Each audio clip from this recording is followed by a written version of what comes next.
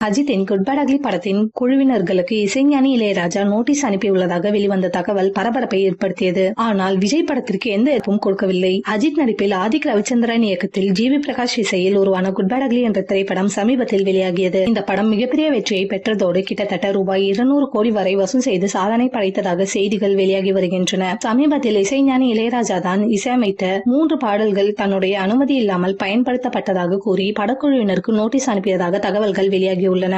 ஒத்த ரூபா தர, எஞ்சோடி மஞ்சக்குருவி, இளமை இதோ இதோ ஆகிய பாடல்களை அனுமதி இல்லாமல் பயன்படுத்தியதாகவும் இதனால் ஏற்பட்ட இழப்பீடாக ரூபாய் 5 கோடி நஷ்ட ஈடாக கோரப்பட்டுள்ளதாகவும் தெரிவிக்கப்படுகிறது. மேலும் இந்த 3 பாடல்களையும் உடனடியாக படத்தில் திரையிடுவதை நிறுத்த வேண்டும் என்றும் 7 நாட்களுக்குள் நிபந்தனையற்ற மன்னிப்பு கோர வேண்டும் என்றும் நோட்டீஸில் வலியுறுத்தப்பட்டுள்ளது. இல்லை என்றால் இது தொடர்பாக நீதிமன்றத்தில் வழக்கு தொடரப்படும் என்றும் இசைஞானி இளையராஜா தெரிவித்துள்ளதாக கூறப்படுகிறது. இந்த பிரச்சனையை சரி செய்ய தயாரிப்பு நிறுவனம் தீவிரம் காட்டி வருகிறது. அஜித் படத்திற்கு ஏற்பட்ட சிக்கல் விஜய் படத்திற்கு வரவில்லை. கடைசியாக விஜய் நடிப்பில் வெளியான கோட் படத்தில் இளையராஜா பாடல் ரீமேக் செய்திருந்தனர். அந்த படத்தில் யுவன் இசை என்பதால் இளையராஜா எந்த எதிர்ப்பும் தெரிவிக்கவில்லை. அடுத்து விஜய் நடிப்பில் வெளியாக இருக்கும் ஜனநாயகன் படத்திலும் ஒரு இளையராஜா பாடல் இடம்பிடிக்க உள்ளதாம். அந்த பாடலுக்கு எந்த சிக்கலும் வராமல் இருக்க இப்பொழுதே பிரச்சனைகளை சரி செய்ய படக்குழு திட்டமிட்டு வருகின்றனர். கேப்டன் விஜயகாந்த் பாடல் இடம்பிடிக்க வாய்ப்பிருப்பதாக சொல்லப்படுகிறது.